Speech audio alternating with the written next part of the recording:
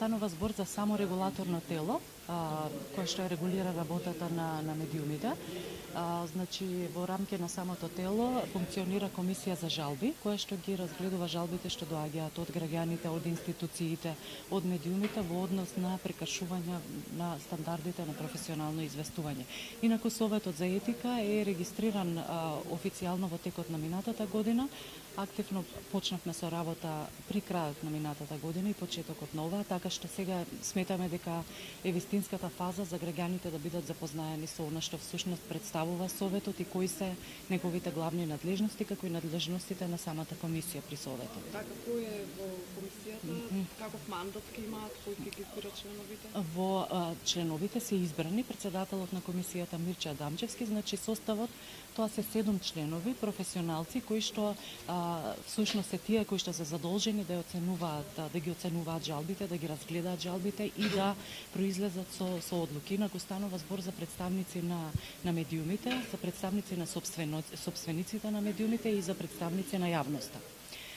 Тоа тело веќе функционира и е централно тело на Советот за етика во медиумите. Досега има пристигнато поголем број на жалби, што е навистина добро, морам да признам, во оваа фаза на работењето на Советот за етика, кое што е релативно ново саморегулаторно тело, барем за во нашата држава. Инаку исти такви тела веќе подолго време функционираат и во регионот и во Европа. Да. Кои се тие искуствата на другите држави? Можат ли овие саморегулаторни тела да помогнат за подобрување на квалитетот на информирањето?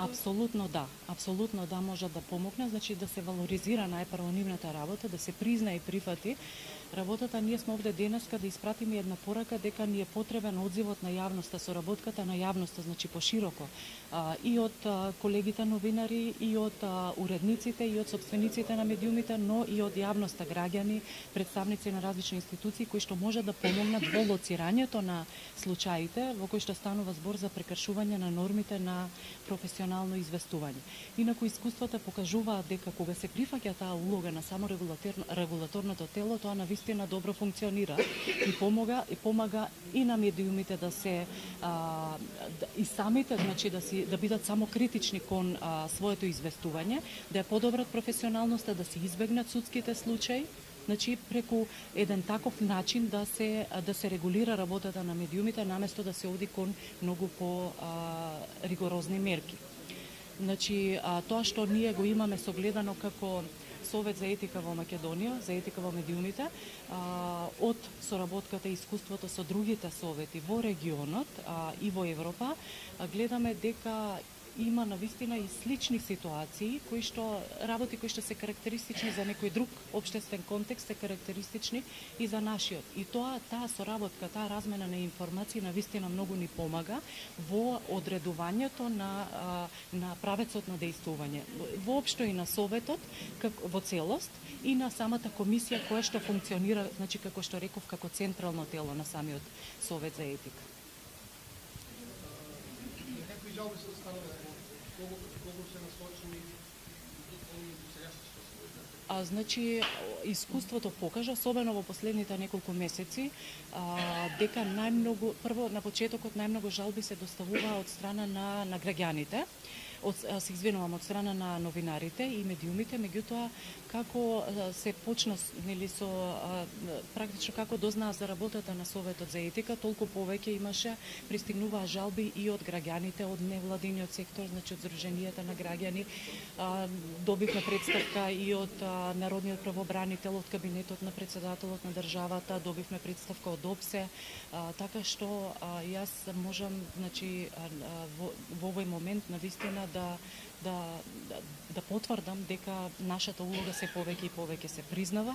Доаѓаат жалби како една од најчестите основи за праќање на жалби е говорот на омраза, присутноста на говорот на омраза во медиумите, неконсултирањето на поширок спектар на извори на информации, особено случаите кога се оди драстично да се консултира само едната страна која има свој агол на гледање на работите, но не се консултира другата, третата, па и петата, зависно колку страни може да се лоцираат во приказната. Имаме случаи во кои станува збор за дискриминација кон одредени групи, како на пример кон лица со различна сексуална ориентација, дискриминација по етничка основа, така што сите тие случаи се пријавуваат до Советот за етика, а ние истовремено ја користиме оваа можност да апелираме да се доставуваат колку што е можно повеќе представки со цел да придонесеме во подобрувањето на работата во медиумите. Кој е вашата улога, еве, во тие жалби? Што по тие жалби?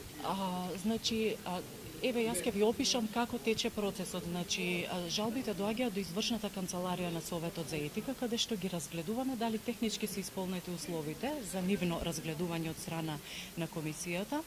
Понатаму со едно кратко резиме ги доставуваме до членовите на жалбената комисија, која што се состанува и на својата седница ги разгледува.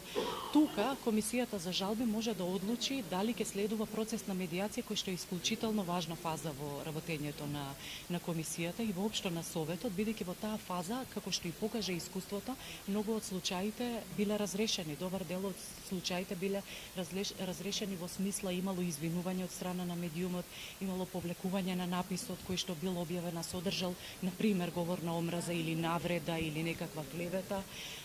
Значи, комисијата одлучува дали ќе следи таа фаза, како извршна канцеларија ја спроведуваме фазата на медиација меѓу двете засегнати страни и доколку тука се случи да има поволен исход во смисла на затварање на случајот, тогаш веќе како постапка се затвара и комисијата не постапува дополнително по неа, освен дека констатира дека е затворен случај. Значи, така тече тој процес, задоволни сме како тече и гледаме дека им се остава доволно простор и на медиумите кои што направиле грешка во своето известување и на граѓаните или тие кои што ја поднале представката да научат нешто повеќе околу работата на медиумите, да бидат мотивирани за воиднина да доставуваат такви жалби доколку забележуваат случај или пак да сватат дека можеби во некој случај навистина не станува збор за прекршување на нормите и им требало можеби им требало малку време за да научат некои работи поврзани со новинарската професија.